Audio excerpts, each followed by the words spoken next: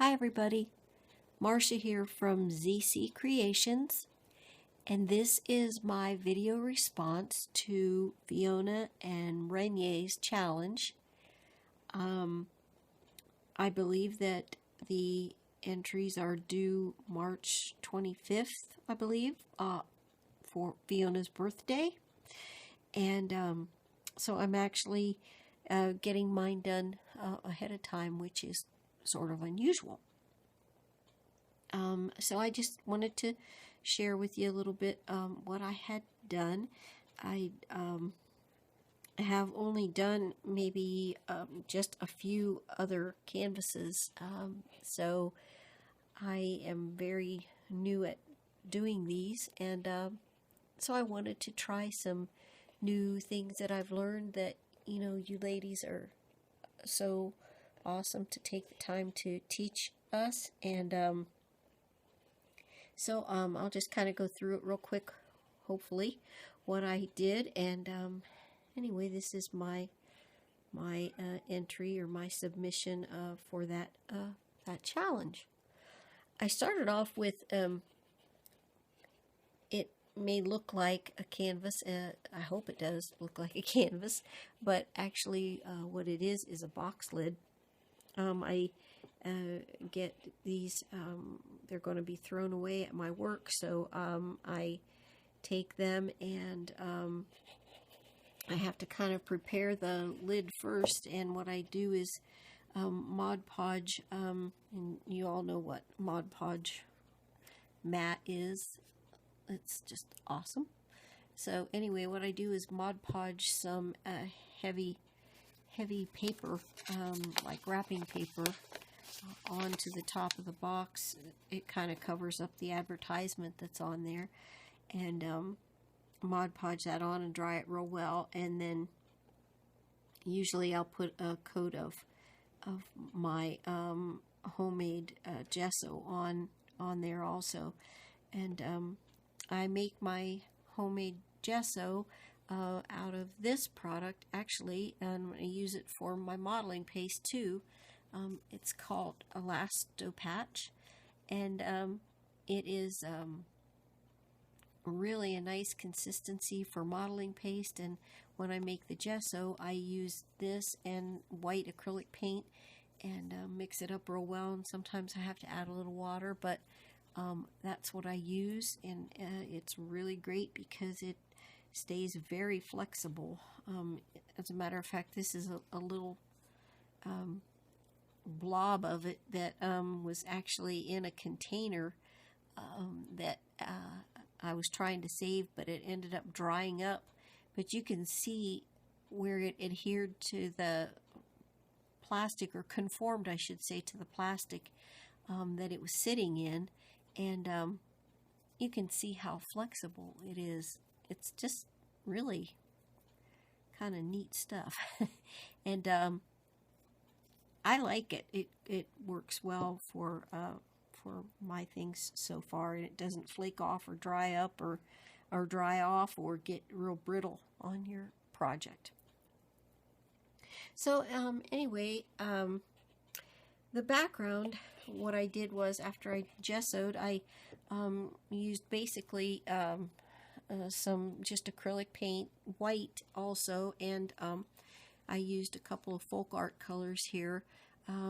This one's metallic periwinkle, and this one is pink chiffon, and it's a pearl. So they both had kind of a little bit of a sheen to them, and I thought they were, you know, went well with my papers that I had chosen for this project. I used those two, and then I used this is called Pale Sand, and it is an acrylic also. It's a stencil and stamp paint, but it I have no idea where I got it, probably at a flea market someplace, so I don't know whether you'll be able to, but you can see the color. So it's kind of like a linen-y color. They call it Pale Sand. I liked the color. So I just put those down on top of my gesso, and you can kind of see in the background here, you know, where the colors came through, pinks and pink and some blue, and you know, the creamy color or the sandy color, you know, you can see just faintly in the background. But after I did that, I used some sprays, Perfect Pearls, Perfect Pearls in Forever Violet in Cappuccino, and a Heidi Swap color in a Seafoam. And I love these. Beautiful colors. My kids were very sweet to me. At Christmas, we have a family gift exchange, and I asked for a gift card to get craft supplies, and I was blessed to get some new things, and I'm just excited to use them on some of the things that I've learned, or trying to learn. Anyway, so I took some paper that a lady has a shop that's very close by me here, and she has some scrapbooking papers, and she has a few craft supplies, and I got a couple of pretty sheets of paper from her little shop, and this one is a kind of a Paris theme, and I don't know if you can see it, but it does say Paris right here, and it's very faint, kind of a almost a shadow. The print on it, or the image on it, is almost like a shadow. So I distressed around that, and I adhered it with Mod Podge matte, which gives a really lovely finish. And then I had a vintage lady that I got online, and I tore the edges of her image and distressed that also, and adhered her also with Mod Podge. This the City of Lights was also from the paper, and I distressed around that and Mod Podged that on also, and it had a little bit of a glitter to it, which was, I thought, kind of went nice with this project. And so I took a little tiny bit of lace and some little pearls, and adhered them here and also up here, along here. And then I found some music paper, music note paper, and also tore it and distressed around it. I think it was the one Tim Holtz distress. I can't think of the name of the brown. I should have it out here, and I forgot to. But anyway, did that and adhered that on, and then I used my modeling paste, or my Elastipatch, and I used the Tim Holtz stencil. You guys are all familiar with probably this stencil and Tim Holtz also. It's the clockwork one, and I used that for my clock pieces here, and here, and here. The one thing that I did a little bit differently with my modeling paste for these pieces is a lot of the gals will put the modeling paste on white and then either spray it or color it. I don't know if this is right, but Fiona says nothing's right or nothing's wrong. You do what you like or what you want. So what I did was I colored my modeling paste a little bit with some acrylic paint. Came out sort of like a tan, sort of a khaki color, and then I finished it off with some Rub and Buff. And this I've never had this before, and it is awesome. I love this stuff. It just is really fun to use, and it just gives it such a nice finish and makes it stand out. And anyway, I really like it, so I'm glad I have some of that now. The paper over here, also, I don't know if I showed you these yet. I don't think I did. I got some stencils, I believe, just at Walmart, and they are keys. And I thought they were kind of neat, and I put one of those down in the corner here, and I thought it turned out pretty neat, especially with the rub and buff. The paper has a very, as I said, a very faint imprint of, you know, it was printed very faintly with the image that it had on it. And so it had these two flowers on here, but I wanted to make them pop a little bit, so I used some more of the acrylic paint that I used in the background, the satin and the metallic, and some markers, and a little product that I think is similar to Stickles, but I don't know what mine's called. It's just like a little glittery type product. I used that on there, and I made a little butterfly. I have him standing up, you know, off of the project. I don't know if you can see. He's kind of raised up with the wings curled a little bit. At any rate, he's made out of paper, and I have never had embossing powder before.